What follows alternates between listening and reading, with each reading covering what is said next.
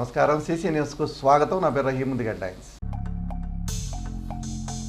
YCP ప్రభుత్వం వరి రైతుల్ని నిలువులా ముంచేసింది, దళారులు వ్యాపారులను బాగు చేసింది. ప్రశ్నోత్తరాల సమయంలో రాష్ట్ర రైతాంగ సమస్యలు, వారికి అందించాల్సిన సహాయాన్ని సభ దృష్టికి తీసుకొచ్చిన మాజీ మంత్రి ప్రత్తిపాటి.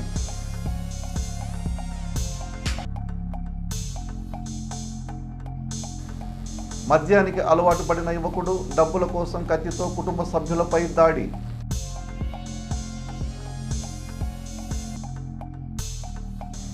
గణపవరం గ్రామం జాతీయ రహదారి ప్రక్కన ఏర్పాటు చేయనున్న పోలీస్ అవుట్ పోస్ట్ స్వయంగా వచ్చి స్థల పరిశీలన చేసిన డీఎస్పీ నాగేశ్వరరావు.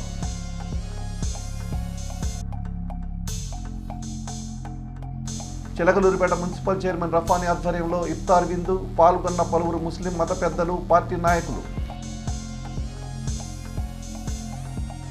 గత ప్రభుత్వం వరి రైతుల్ని నిలువున దోచేసిందని, పండించిన ధాన్యం అమ్ముకోవడానికి కొనుగోలు సొమ్ము కోసం రైతులు కాళ్లరిగేలా రైతు భరోసా కేంద్రాల చుట్టూ తిరిగి పెద్ద ఎత్తున నష్టపోయారని మాజీ మంత్రి శాసనసభ్యులు ప్రత్తిపాటి పుల్లారావు ఆవేదన వ్యక్తం చేశారు.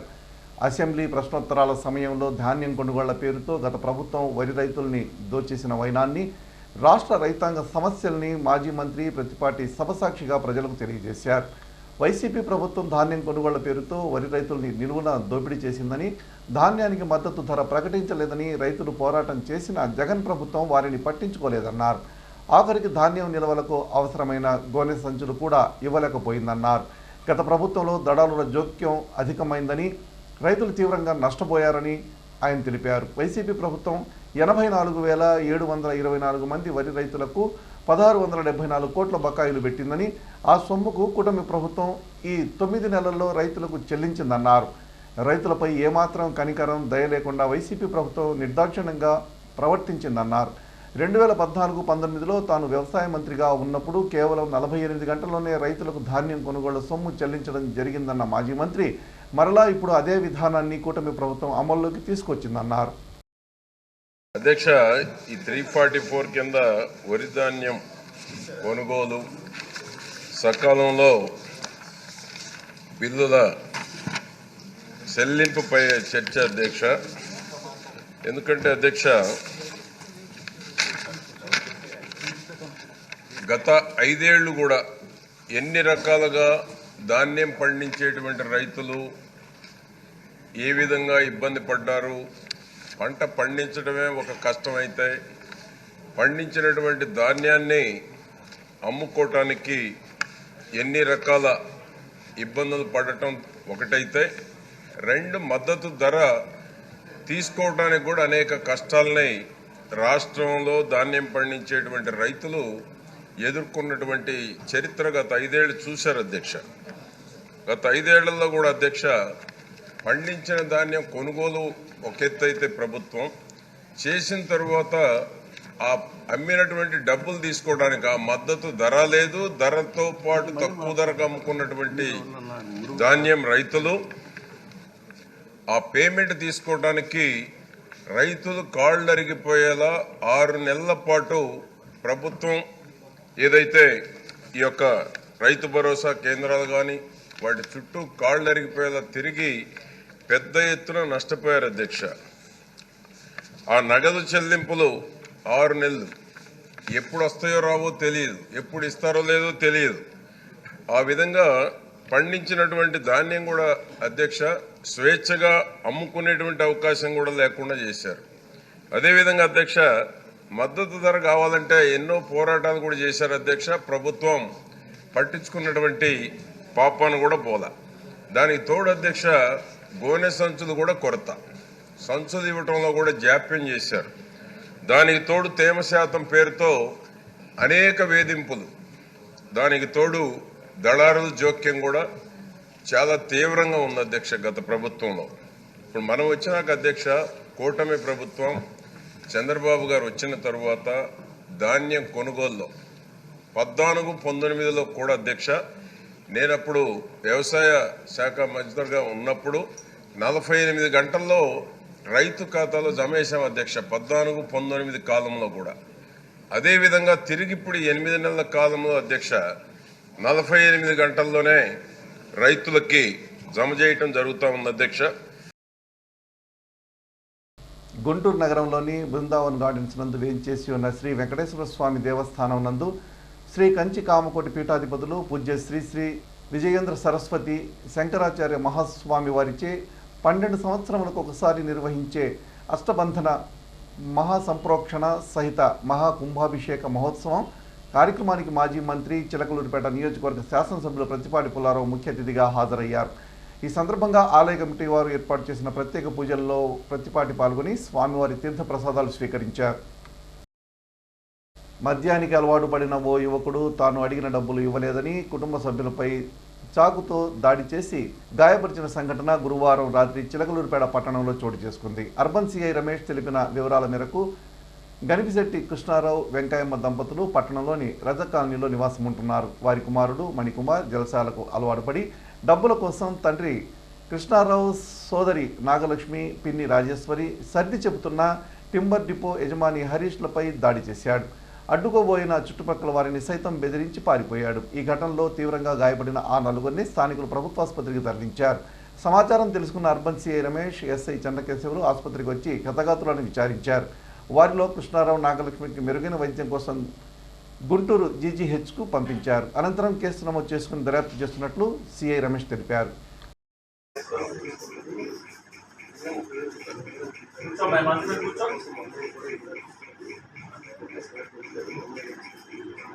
సుమారు 10 సంవత్సరాల నుంచి కూడా వేగబాండుగా బయటకు ఉంటాడు.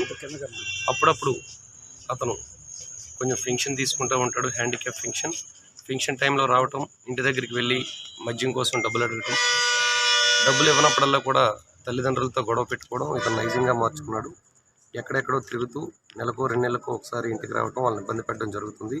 ఈ క్రమంలో ఈ మంత్ కూడా ఫెన్షన్ తీసుకోవడానికి వచ్చి వాళ్ళ చెల్లెల దగ్గర ఒక 2 రోజులు ఉన్నాడు. ఆమెని డబ్బుల కోసం ఇబ్బంది పెట్టి ఒక 30,000 ఇవ్వాలని చెప్పి ఆమెను కొట్టడం జరిగింది. దాని మీదట వాళ్ళ నాన్నను కూడా ప్రెజర్ చేస్తూ ఉంటే డబ్బులు అడగడానికి అని చెప్పి ఈరోజు వాళ్ళ ఫ్రెండ్ హరీష్ దగ్గరికి 30,000 రూపాయలు డబ్బులు అడగడానికి వాళ్ళ నాన్న వెళ్ళడం జరిగింది. ఆ సమాచారం తెలుసుకొని అక్కడికి అతను రావటం, వచ్చి వాళ్ళ నాన్న మీద ఎగబడిపోతూ ఉండగా చంపడానికి ప్రయత్నిస్తూ ఉండగా అదే సమయంలో వాళ్ళ బంధువులు అక్కడ చేరుకున్నారు. ఒక్కసారిగా తన జేబులో అప్పటికే ప్లాన్డ్గా తెచ్చుకున్న చాక్తో ఇంటెన్షనల్లీ ఆ నలుగురి మీద కూడా దాడి చేయడం జరిగింది. వాళ్ళ నాన్నకి మరియు వాళ్ళ చిన్నమ్మకి, వాళ్ళ చెల్లెలకి, అదేవిధంగా పెద్ద మనిషికి కూడా రక్తగాయాలైనాయి, కొంచెం లోతైన గాయాలు అవ్వడం జరిగింది.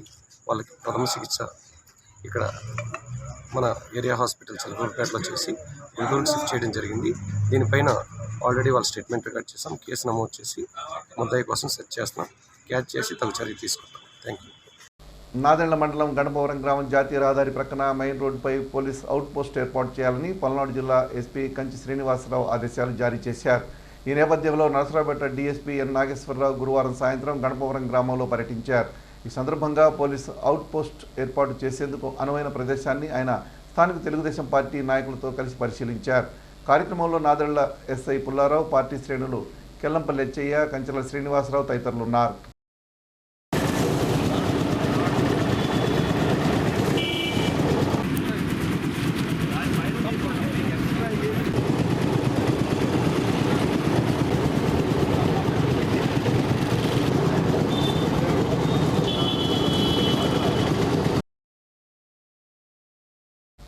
పవిత్ర మాసం రంజాన్ మాసాన్ని పురస్కరించుకొని ఉపవాసం ఉండే ముస్లిం సోదరులకు చిలకలూరిపేట మున్సిపల్ చైర్మన్ రఫానీ ఆధ్వర్యంలో ఇఫ్తార్ విందు ఏర్పాటు చేశారు. పురుషోత్తమపట్నం ఉర్దూ స్కూల్ నందు ఏర్పాటు చేసిన ఈ ఇఫ్తార్ విందులో ముందుగా ముస్లిం మత పెద్దలు ప్రార్థనలు నిర్వహించారు. ఈ సందర్భంగా రఫానీ మాట్లాడుతూ అల్లాపై నమ్మకం, మహమ్మద్ ప్రవక్తపై విశ్వాసం సకల మానవాళికి సందేశాన్ని ఇచ్చే దివ్య ఖురాన్ దైవ గ్రంథంగా అవతరించిన మాసం ఈ రంజాన్ మాసం అని అన్నారు. అదేవిధంగా తాను అనారోగ్యంగా ఉన్నప్పుడు వెంటనే స్పందించి తనకు వైద్యం చేయించిన స్థానిక శాసనసభ్యులు ప్రతిపాటి పుల్లారావు, కిమ్స్ హాస్పిటల్ డైరెక్టర్ బొల్లినేని భాస్కర్ పేరు మీదుగా దువా నిర్వహించడం సంతోషంగా ఉందన్నారు. ఈ కార్యక్రమంలో జనసేన పార్టీ నాయకులు రాజా రమేష్, టీడీపీ పట్టణాధ్యక్షులు సమద్ ఖాన్ తదితరులు ఉన్నారు. నేను విజయం చేద్దామనుకున్న సమయంలో మరి ప్రస్తుత శాసనసభ్యులు శ్రీ ప్రతిపాటి పుల్లారావు గారు ముందు ఆరోగ్యవంతంగా ఉండమని చెప్పి ఆ తర్వాత చూద్దామని చెప్పి దాదాపు 7 నెలలు వారు అదే విధంగా చేయటం జరిగింది. మరి నాకు కిమ్స్లో మాట్లాడి సర్జరీకి కిమ్స్ ఎండి గారి చేత ప్రతిరోజు పర్యవేక్షణలో పెట్టి నా ఆరోగ్య పరిస్థితి రోజు రోజుకు మెరుగుపడేలా చేశారు. మరి అందుకని ఉన్న విషయాలు మీకు తెలియజేసి మరి పట్టణంలోని ముస్లిం సోదరులందరికీ కూడా నా వంతుగా నేను కలిసి విషయాన్ని చెప్పాలని నేను ఈ కార్యక్రమం పెట్టుకున్నాను. మీ అందరికీ మరోసారి నమస్కారాలు తెలియజేస్తూ మరీ ముఖ్యంగా నేను ఈరోజు మీ అందరికీ కలవటానికి ముఖ్య ఇది మన శాసనసభ్యులు ఎమ్మెల్యే గారు, వారితో పాటు కిమ్స్ ఎండి బొల్లినేని భాస్కర్ రావు గారు. అతను ఆసియాలోనే వాళ్ళ హాస్పిటల్ పెద్దదైనప్పటికీ కూడా ఎమ్మెల్యే గారు చెప్పిన దాని ప్రకారం ప్రతిరోజు నన్ను పర్యవేక్షించి నా ఆరోగ్య పరిస్థితిని తెలియజేసుకున్నారు. మరి వారికి కూడా పుల్లారావు గారికి మరి శస్త్రచికిత్స చేసిన మా శాస్త్రి గారికి మీరందరూ కూడా ఒక్కసారి అభినందనలు తెలియజేయాలని, మీరందరూ కూడా ఎప్పట్లాగానే నన్ను ఆదరించాలని, నేనైతే ఏ రోజు కూడా అందరినీ కూడా కలుపుని వెళ్ళానే తప్పితే ఎక్కడ కూడా మీకు తలవంపులు తెచ్చే పని చేయలేదని తెలియజేస్తూ సెలవు తీసుకుంటాను. చిలకలూరిపేట పట్టణంలోని ఎన్ఆర్టీ రోడ్లో ఉన్న శ్రీ షిరిడి సాయిబాబా మందిరంలో ప్రతి నెల మొదటి గురువారం నిర్వహించే అన్నదాన కార్యక్రమం ఈసారి కూడా దిగ్విజయంగా జరిగింది. దాతలు శౌర్య ఫౌండేషన్ మరియు శౌర్య కన్సల్టేషన్ నిర్వాహకులు తాటిపర్తి శ్రీనివాసరెడ్డి రాధా దంపతులు ఆర్థిక సహకారంతో అన్నదానం నిర్వహించారు. తొలుత శ్రీ సాయిబాబా వారికి ప్రత్యేక పూజలు చేశారు. కార్యక్రమంలో Shri Dwarakamayi Sadguru charitable trust chairman Challa Vijayakumar, Krishna Reddy, Sujatha భక్తులు పాల్గొన్నారు. చిలకలూరిపేట పట్టణంలోని ప్రముఖ ఆధ్యాత్మిక సామాజిక సేవా సంస్థ శ్రీ దత్త సాయనదాన సమాజం జై జై సాయి ట్రస్ట్ ఆధ్వర్యంలో అంతర్జాతీయ మహిళా దినోత్సవాన్ని పురస్కరించుకుని పోతవరం గ్రామంలో ఉన్న కస్తూర్బా గాంధీ బాలికల విద్యాలయంలో వేడుకలు ఘనంగా నిర్వహించారు. ఈ సందర్భంగా పాఠశాలలో పనిచేస్తున్న 20 మంది మహిళా ఉపాధ్యాయులకు భారత మహిళా శిరోమణి అనే ప్రశంసా పత్రంతో సిరిడి నుంచి తెచ్చిన సాయి వస్త్రాలతో trust founder doctor Pusapati Balaji చేతుల మీదుగా సత్కరించారు. అనంతరం విద్యార్థులకు బియ్యం, నూనె, కందిపప్పు అందజేశారు. కార్యక్రమంలో భాగంగా విద్యాలయం ప్రిన్సిపాల్ అష్రిఫున్ మాట్లాడుతూ మహిళలు తలుచుకుంటే సాధించలేనిది ఏమీ లేదని అన్నారు. 9 నెలలు గర్భంలో మోసి జన్మనిస్తున్నామని, అటువంటి మహిళలను అందరూ గౌరవంగా చూసి అభినందించాలని కోరారు. కార్యక్రమంలో మానేపల్లి సుధాకర్ తదితరులు పాల్గొన్నారు. చిలకలూరిపేట నియోజకవర్గంలో నెల రోజుల ముందు నుండే భానుడి భగభగలు పీటెక్కిస్తూ రికార్డులు మోగిస్తున్నాయి. ఎండ తీవ్రత రోజురోజుకు పెరుగుతున్న నేపథ్యంలో ఈ వేసవిలో ప్రజలు తీసుకోవాల్సిన జాగ్రత్తల నుంచి గణపవరం ప్రాథమిక ఆరోగ్య కేంద్రం వైద్యులు డాక్టర్ కవిత అనసూయాదేవి పలు సూచనలు చేశారు. ఎండలో పనిచేసేవారు, వ్యవసాయ పనులకు వెళ్లేవారు వడదెబ్బ తగలకుండా టోపీ, గొడుగు, టవల్, కాటన్ దుస్తులు వంటివి ఉపయోగించాలన్నారు. అలాగే తమ వెంట మంచినీళ్లు, ఓఆర్ఎస్ ప్యాకెట్లు ఉంచుకోవాలన్నారు. వృద్ధులు, బాలింతలు, గర్భిణీలు తగిన జాగ్రత్తలు తీసుకోవాలన్నారు. చెవుల్లోకి వేడిగాలి వెళ్లకుండా జాగ్రత్త పడాలన్నారు. గుండె జబ్బులు, షుగర్, బీపీ ఉన్నవారు ఎండల్లో తిరగకూడదని, శారీరక శ్రమతో కూడిన కఠినమైన పనులను ఎండలో చేయకూడదని సూచించారు. ప్రతి ఒక్కరూ తగినంత స్థాయిలో మంచినీళ్లు తాగుతూ శరీరంలో వాటర్ కంటెంట్ ఉండేలా జాగ్రత్తలు తీసుకోవాలన్నారు. ఇప్పుడు మార్చి నెల వచ్చింది, వేసవి కాలం స్టార్ట్ అయిన సందర్భంగా మనల్ని మనము సూర్యతాపం నుంచి ఎలా రక్షించుకోవాలి అనేది ఒక చిన్న 3 విషయాలు చెప్పాలని అనుకుంటున్నాను. వీలైనంత వరకు ఎండ లేని సమయంలో పనులు పూర్తి చేసుకోవడానికి ప్రయత్నం చేయండి. పొద్దుట 10-11 కల్లా ఎండ ముదిరే లోపున మరియు సాయంత్రం 4 గంటల తర్వాత బయటికి వెళ్ళి చేసుకునే పనులు ఉంటే చేసుకోగలరు. అయితే ముఖ్యంగా పొలాల్లో పనిచేసే వాళ్ళకి ఎండ తప్పదు కనుక తెల్లటి వస్త్రాలు, తెల్లటి చొక్కాలు, తలని కవర్ చేసుకోవడం, చేతిలో తప్పనిసరిగా మంచినీళ్ళ సీసా, ఓఆర్ఎస్ కలిపిన నీళ్ళైతే మరీ మంచిది. మనం నీరు, ఉప్పు శరీరంలో తగ్గకుండా చూసుకోవడానికి ఉపయోగపడుతుంది. ఈ వేసవి వడదెబ్బ నుంచి రక్షించుకోవడం అనేది ముందునే జాగ్రత్త పడితే మంచిది. తర్వాత డాక్టర్ దగ్గరికి పరిగెత్తవలసి వస్తుంది. అంత దాకా తెచ్చుకోవద్దని అందరికీ విన్నపం. చిలకలూరిపేట పట్టణంలోని చౌత్రా సెంటర్ గీతా మందిరం నందు కొలువై ఉన్న రుక్మిణి సత్యభామ సమేత శ్రీకృష్ణ భగవానుడు, విఘ్నేశ్వర, ఆంజనేయ స్వామి విగ్రహాలు ప్రతిష్ఠించిన మొదటి వార్షికోత్సవం ఘనంగా నిర్వహించారు. ఈ సందర్భంగా కమిటీ సభ్యులు మాట్లాడుతూ మందిరం నందు రుక్మిణి సత్యభామ సమేత వేణుగోపాల స్వామి, విఘ్నేశ్వర స్వామి, అభయాంజనేయ స్వామి వార్ల విగ్రహాల ప్రతిష్ఠ ప్రథమ వార్షికోత్సవం ఘనంగా నిర్వహించినట్లు తెలిపారు. కార్యక్రమంలో భాగంగా స్వామివార్లకు విశేష అభిషేకాలు, ప్రత్యేక పూజలు, అర్చనలు నిర్వహించినట్లు తెలియజేశారు. కార్యక్రమంలో కన్వీనర్లు ముందరటి రామకోటేశ్వరరావు, శిఖాకొల్లి నాగకృష్ణ, తవ్వ నాగమల్లేశ్వరరావు కమిటీ సభ్యులు పాల్గొన్నారు.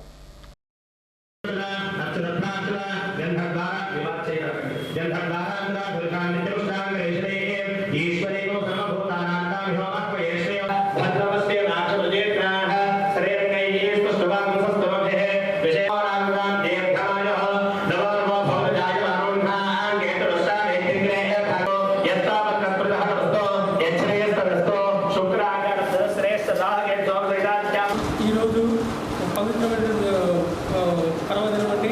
మన చిలకలూరుపేట సముద్ర సెంటర్లో గీతా మందిరంలో కొలువై ఉన్నటువంటి శ్రీ రుక్మిణి సత్యభామ సమేత వేణుగోపాల స్వామి వారి ప్రతిష్టా మహోత్సవాన్ని పురస్కరించుకొని ప్రథమ వార్షికోత్సవ కార్యక్రమము ఈరోజు అంగరంగ వైభవంగా పూల అలంకరణలో భాజా భజంతులతో మన లక్ష్మీనారాయణ గారి అర్చకులు గారి ఆధ్వర్యంలో ఈరోజు మరి చక్కగా జరిగిందండి. మొదటగా వచ్చినప్పటికీ ప్రతిష్ట జరిగినటువంటి ఉత్సవమూర్తులు విఘ్నేశ్వర స్వామి వారు, అభయాంజనేయ స్వామి వారికి పంచామృత అభిషేకము, అలంకరణ మరియు అష్టోత్తర చంద్రనామ పూజ, తదనంతరము రుక్మిణి సత్యభామ సమేత వేణుగోపాల స్వామి వారి ఉత్సవమూర్తులకి కళ్యాణ మహోత్సవం కార్యక్రమం జరిగిందండి. చాలామంది వనితా మాతలందరూ కూడా చాలామంది దాదాపు ఒక 400 మంది దాకా మరి ఈ కార్యక్రమంలో పాల్గొన్నారండి. అర్చక స్వాముల వారు చక్కగా శాంతి కళ్యాణాన్ని, అభిషేకాన్ని కూడా చక్కగా జరిగారండి. పట్టణానికి చెందిన Jnaneswari and rural development society gods ఆధ్వర్యంలో శుక్రవారం పట్టణంలోని కృష్ణమహల్ రోడ్లో ఉన్న బీసీ మహిళల హాస్టల్లో మహిళా దినోత్సవ కార్యక్రమం నిర్వహించారు. ఈ సందర్భంగా సంస్థ అధ్యక్షురాలు దాసరి ధనలక్ష్మి మాట్లాడుతూ ప్రస్తుతం అన్ని రంగాల్లో మహిళలు ముందు వరుసలో ఉన్నారన్నారు. మహిళలు ఆత్మన్యూనత విడనాడి సమాజంలో గౌరవం, గుర్తింపు పొందాలన్నారు. గొప్ప ఆదర్శవంతమైన మహిళల జీవిత చరిత్ర చదివి వారి నుండి స్ఫూర్తి పొందాలన్నారు. ఇందులో భాగంగా హాస్టల్ వార్డెన్ దుర్గాదేవిని సత్కరించారు. కార్యక్రమంలో సంస్థ ఉపాధ్యక్షులు గేరా యాకోబు, సభ్యులు షేక్ బాజీ, వడ్లాని చంద్రం, ఎర్రిపోతుల బుల్లిబాబు, ధూళిపాడ శ్రీనివాసరావు తదితరులు పాల్గొన్నారు.